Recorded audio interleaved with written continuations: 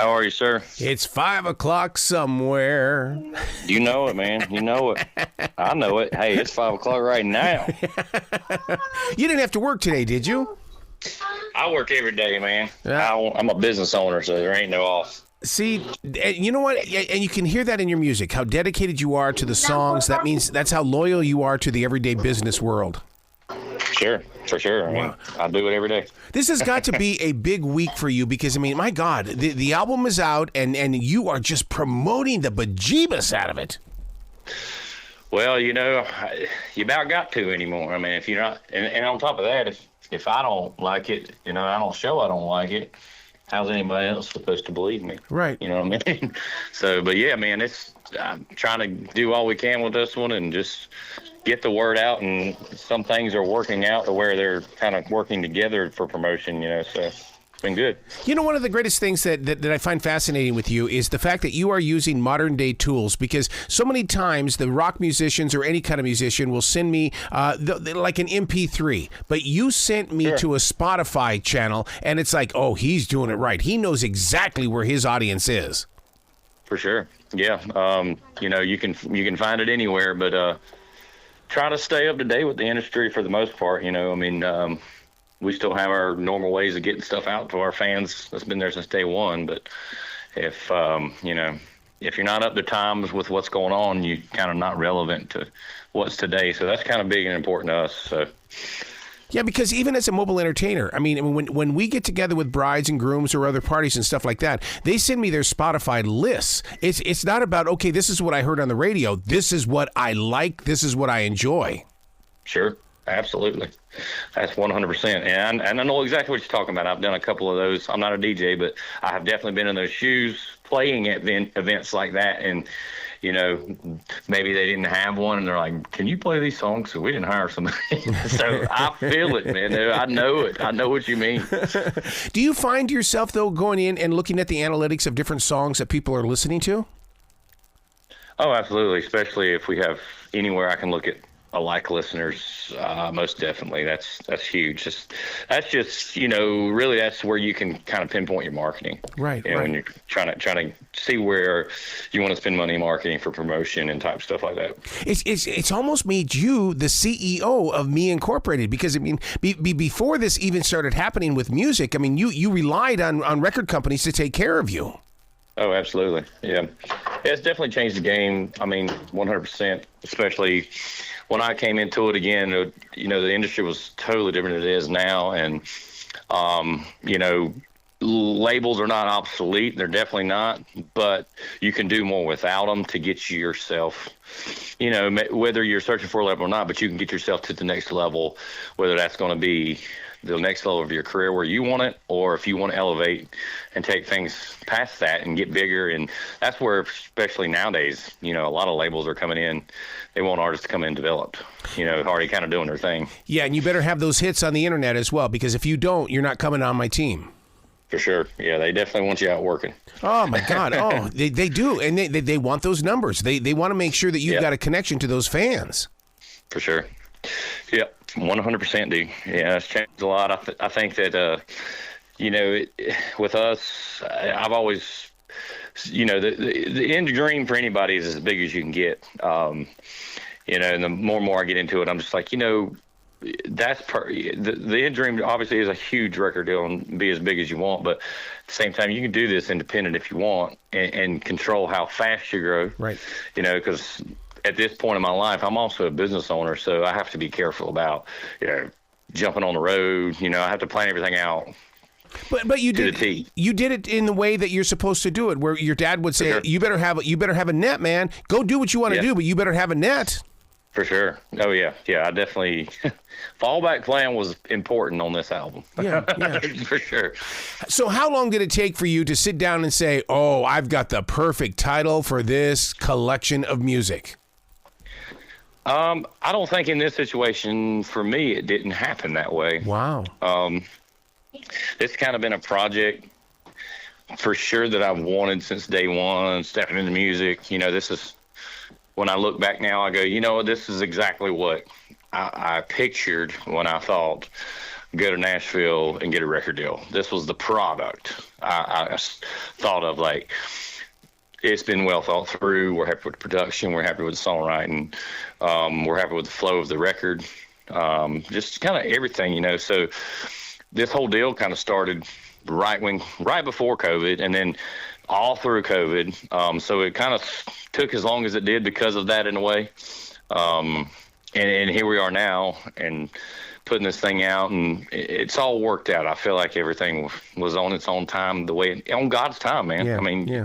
no time like it, you know. So we're super happy with it, man. It's great. I'm just happy it's out, and folks can go listen to it, and you know, put a lot of blood, sweat, and tears into this one over the years, so, as they say. What listeners don't understand is that how when we go into the studio, there's many times that we have to hire musicians to come in. They don't understand that process. Yeah, so Nashville, that's kind of standard. You know, in the industry, especially with the labels and stuff, you know, there is a group of network musicians that pretty much play on most people's stuff, especially stuff you hear on radio, or you know, some of these hotter artists. That's a definite thing. There are session musicians. In my case, I've used both on this record. I did have 13 songs I took to Nashville to work with my producer, Jeff Huskins, who used to be Little Texas, now producing music, working at BMG, working with all the big guys. And then I also have 3 other songs on there that were recorded in the Charlotte, North Carolina area. And 2 of the songs, some of the songs I used my musicians, and the other I used local, basically Charlotte musicians that kind of play in the network, and they play with me as well, just not my normal band guys. But yeah, dude, it's just, you know, it's getting it done however you got to get it done. You know, with my deal, it's a little different. Some acts that may be, let's use for instance the Zach Brown band, right. You know, to give it that signature sound, they're going to bring in certain guys that give it that sound from the band. You know, so that's kind of how that may or may not work for some of the other artists. Oh my God! And the relationships that you build up with these musicians, because Tama Stedman for me was just so brilliant in the studio, and now today he's making guitars for rock bands all across the country. I just love the fact that the people that you invite into your studio are more than just musicians. Oh yeah, man. Musicians, I think, get discounted as far as what they really are, as far as talent-wise. Yeah. Especially when you get to a level of trying to put out, you know, on a mainstream level.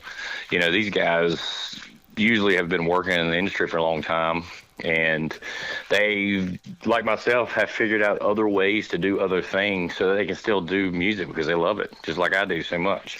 You know, so you make whatever do to, if you really want that to keep happening, you know. So it ain't just music they know. Some of these guys, you know, honestly, there's a lot of contractors. I do that. I own a roofing business. There's a lot of contractors in it because it works hand in hand. So for me, it's worked out. I've made relationships for music and my roofing business. So yeah, there's so much talent, man. There's so many things that these guys can do, and some are just will blow your mind how their mind works and how smart they are when it comes to certain things. So. Do you ever wonder if Hank Williams Sr. ever had a side job? Because I just don't want to believe that he was just the musician. Oh yeah, and I think the time of his music was way different. You know, right. Times were different. That during that time, you know, wasn't long after Johnny Cash could just walk in a radio station and say, "Hey, please play my record. Please play this vinyl. Please play this 33." You know, that ain't a thing. You can't do that no more. You got to grind. You know, I'd say the internet definitely was a great thing for independent artists. At the same time, it allows access to a lot of artists. So in the sense of flooding the industry, it kind of does in the sense of the internet, because it gives access. But at the same time, it also opens up access to a lot of listeners for these guys. So. Yeah. All right, let's talk about the music. Let's break it down, because I totally believe that the Carolina came through you in a big way when you did the title track hit to the album, because this is a Carolina classic. I felt like I was home while listening to it. Okay. Well, hey, tell me again, what title was it? Untucked. Yes, sir. The title track to the album. Yeah, that song came. It was written during COVID. With some, I rewrote that. I was a writer on it.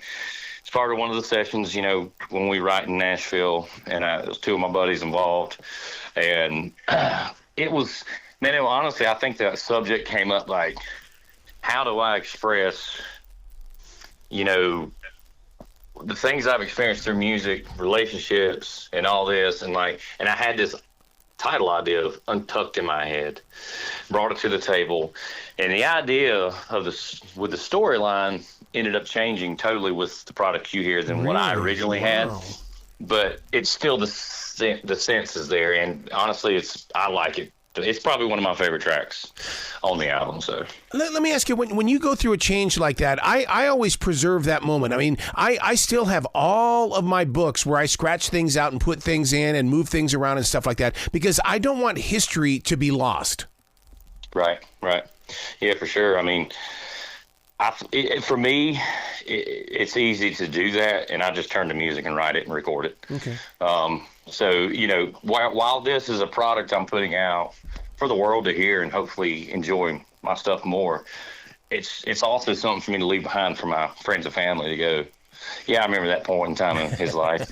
Because the people that know me can listen to this record and go, I've been through this with all of him, I've been through all this with him, or they know what I'm hinting on or whatnot, and that's the hard part, is like taking those, you're writing about real life, and I'm not necessarily hard, but that's the tricky part about now I'm writing it to fulfill my expression, and then I want it to be accepted by the mainstream media or a mass whole public, so it has to be relatable for everyone.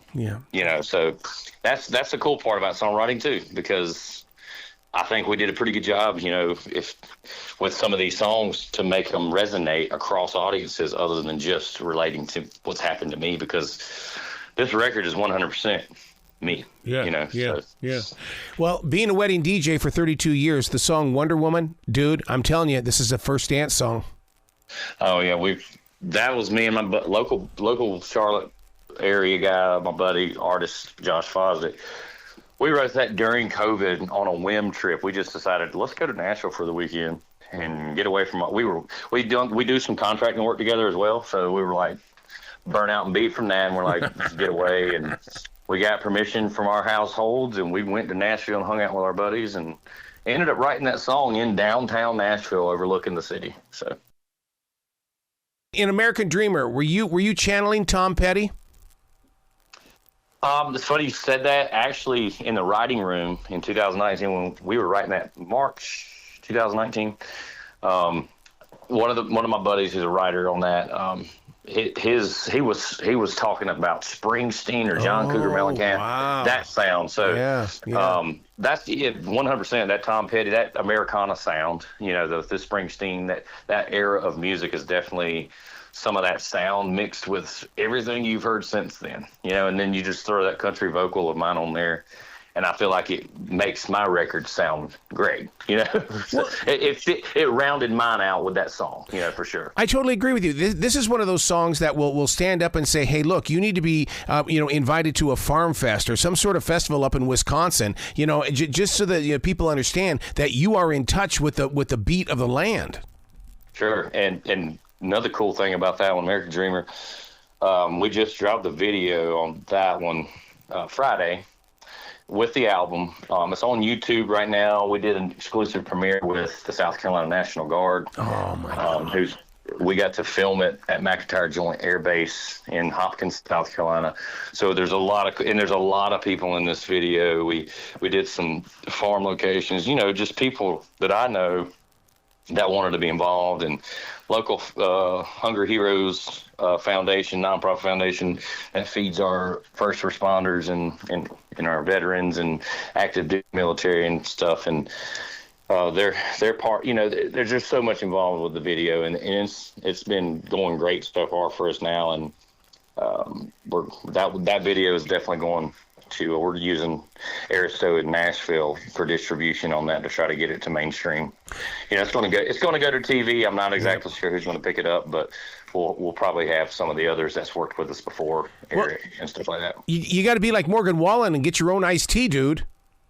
Dude, I know, right? Come on. Hey, listen, one of my longtime best friends and bandmates, buddies, Chris Gladden plays in his band.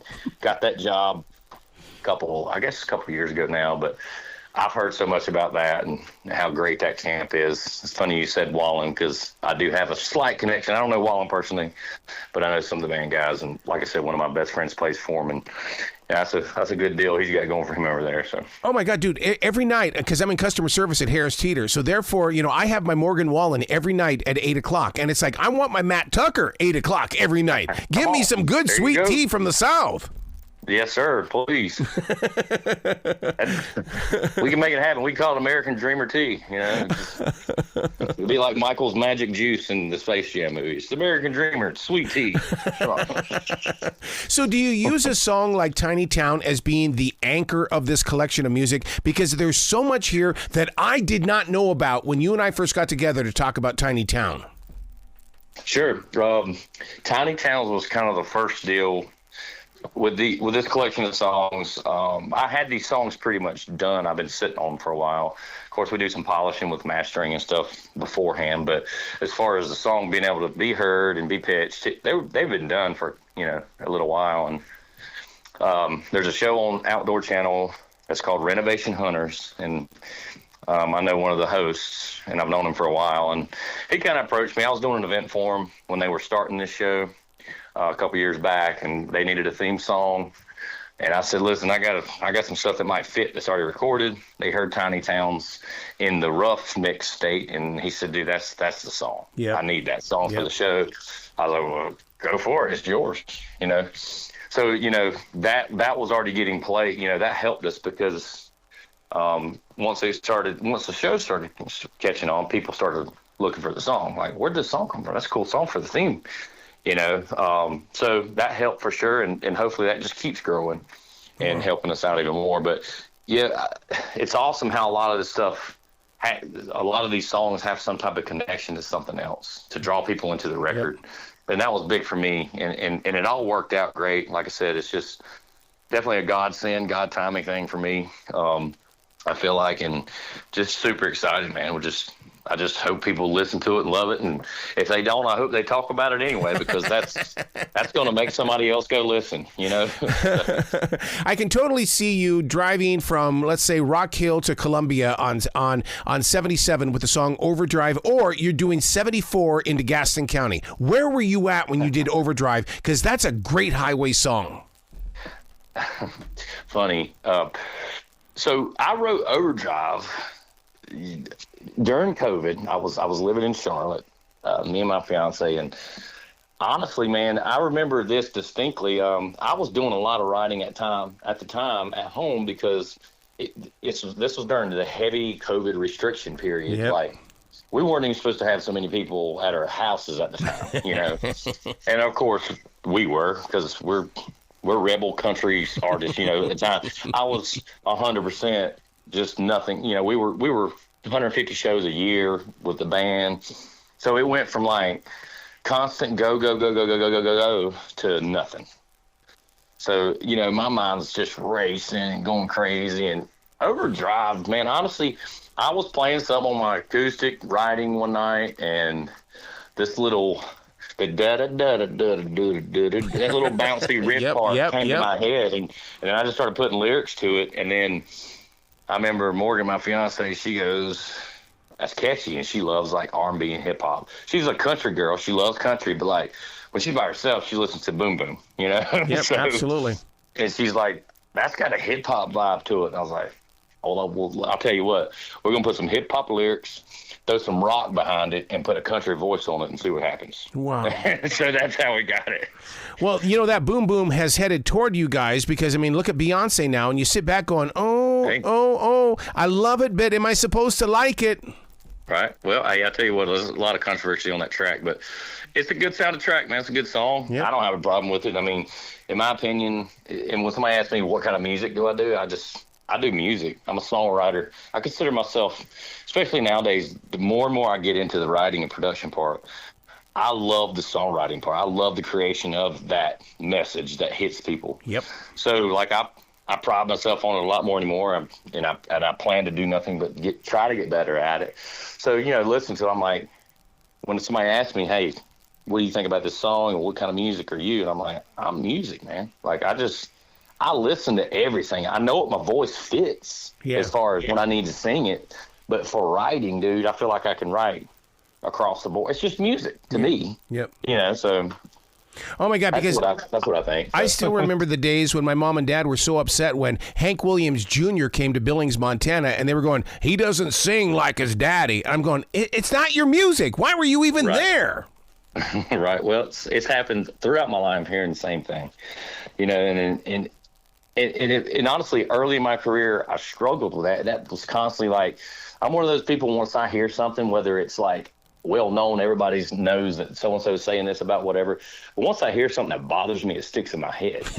So, I was always self-conscious about, man, I hope the old school cats are going to like this song. And then finally, like with this record, as it coming up, we're getting closer and closer to try to do something with it. I'm like, man, you know what? I love this album. It's mine. Like I did all this. These are my creations, along with everybody involved. I don't care what somebody born in the 60s, one person says, well, that ain't blah, blah, blah music. And I'm like, no, you're right. It's not. It's 2024 and it's Matt Tucker. You know what I mean? Like, this is me. If you don't like it, no offense, go on. Go do yours. And I'll tell you what, I won't tell you the next time I don't like it when you're burning leaves in your yard. How about that? So when you put together I Miss You Girl, did you envision that your live audience would put up their smartphones with the light on it? Because this is definitely a true love song. Yeah, I Miss You Girl. Man, I wrote that after my dog died. That's totally about my dog, 100%. Oh my God. Wow. So listen to it careful, because that was when we were doing it in the studio. I remember the session guys going, "Yeah, it's a great song, man." And no offense, like I just thought it kind of sounded like every other love song until I got to the end, and you pretty much said it was a dog, and I was like. And he said, and then I started tearing up. And I'm like, well, don't do that. It's a happy, sad song. It's in remembrance of like my best friend, my dog I love so much forever. So that passed away. And that's what it was. She was a family dog, and kids knew her, and everybody knew her that knew me, So now I've got Murphy. You'll see him in the American Dreamer video. So, since then. But when I wrote the song, it was I barely could sing it writing it, because it was tearing me up. And I'm like, where is this coming from? How am I writing these? Why am I writing about this? And why does it feel like I need to keep going? Because this sucks. I'm crying right now, But the more and more I lived with it, I'm like, yeah, this definitely, I want this on the album, because that dog was very special. Cammy was very big in my life through the time she was here. So I just felt like, that was more of a that was for me. And I know for sure that the people that knew me with that dog, knows exactly what the reason I put it out. So yeah, but you know what though, Matt, is that everybody can relate with that. We've all been in that position, and I love my dog as well. And my wife knows that I love my dog more than I probably love her. But we're still together 32 years. So when we hear a song like this, I mean, it dug into my soul. Yeah, well, that's. Not me trying to make everybody cry, man, but it's just me expressing, hey, this was important to me, and maybe it is to you. And if you like it, I hope you share it with somebody else, because, like, another thing is there hadn't been a dog song in country music in a while, and then I put this out, and then now Chaser, I'm like, everybody had the same idea at the same time, didn't they? We all decided, hey, we better put a dog. There's just a few dog songs out, and I'm like, oh, how about that? Everybody had the same idea. oh my God, Stonewall Jackson, Me and You and a Dog Named Boo, man. I grew up on that song. Dude, I know, man. There are some great dog songs. I was like, maybe there needs to be one more. If anything, it's going to be my dog's song on my album. And here you go. I hope you like it. So how do you prepare to take a song to a live stage such as Remember Livin'? I have played that a couple times. Really? And it goes over well, man. Honestly, like, I feel like those songs are easier to play. Given the situation, you don't want to. If you're playing Friends in Low Places at 12 o'clock at a country bar with rowdy beer drinkers, I'm not going to bust out I Miss You Girl in the middle of it. I'm going to pick the right time of the night. Mm-hmm. But You know, that one, I'm sorry, not to miss you, Remember Living. But yeah, that one, just, I think that one came to us. I came with that idea like, hey, you know, people go through rocky spots in their life with relationships. And obviously at the time I was in one rocky. And I said, what about just remembering what brought you together? Mm-hmm. So there's a lot of 90s influences, but there are quite a few Alan Jackson puns to this record.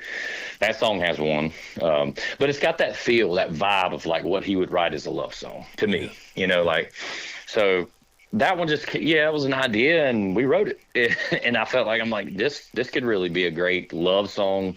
And yeah, I've busted it out on stage and it gets a good reaction. And honestly, I don't know much else about the feedback on it because a lot of people were like, I didn't even know you had that song, right? You know, until they started releasing the record. When I released it on the record, they're like, dude, I've never heard that. I'm like, yeah.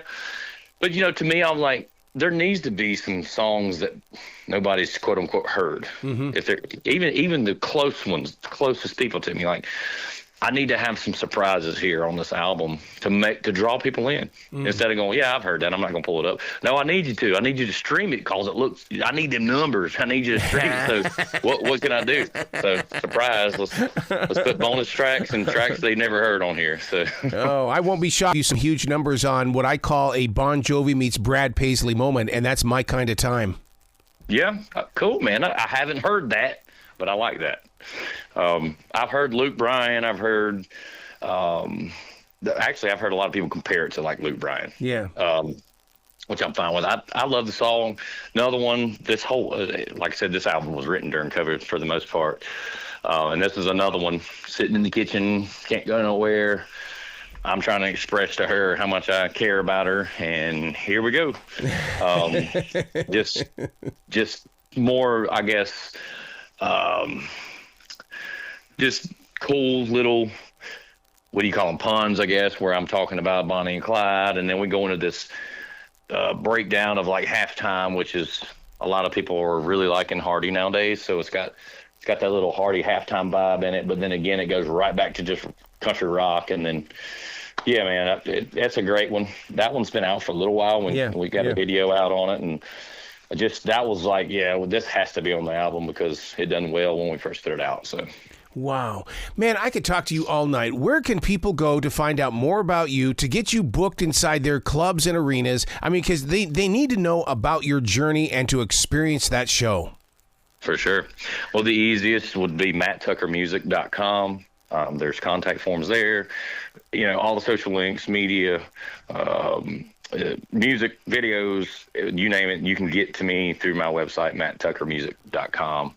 I'm on all the social platforms, and again, you can find those on my website.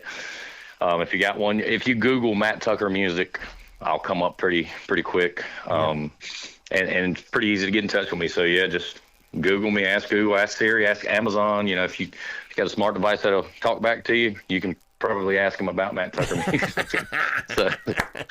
You know, we got to do this again. You know, the door is always open for you. You can come back anytime you want to, sir. Yes, sir. I appreciate your time, buddy. And you know what? And I will be back soon. We go. Hopefully, we have a lot more to talk about. So let's just plan on it. How about that? I love it. Well, you be brilliant tonight. All right, guy. All right, brother. We'll talk to you soon. Thank you.